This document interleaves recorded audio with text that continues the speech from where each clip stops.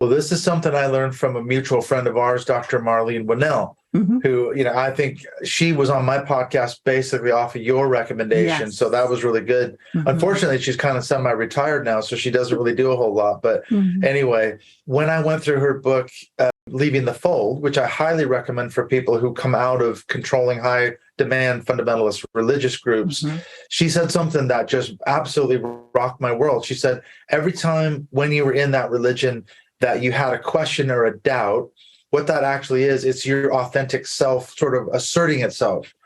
So every time I did have lots of questions about the Bible and about God and theology and the belief system that I was a part of, that was actually, as I see it now, my authentic self.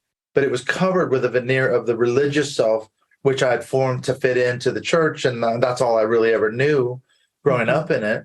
So I see it now. I had lots and lots of doubts, but there was always an answer, in air quotes, apologetics and things like that. So, you have a question about the resurrection or the Bible, the inerrancy of Scripture, and it could be anything. Someone's got an answer for it, and I would be, satisfied for the time being.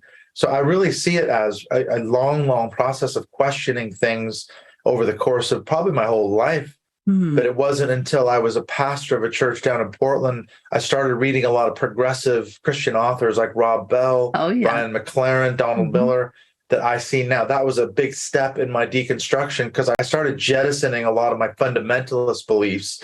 And that was a very necessary step in that journey.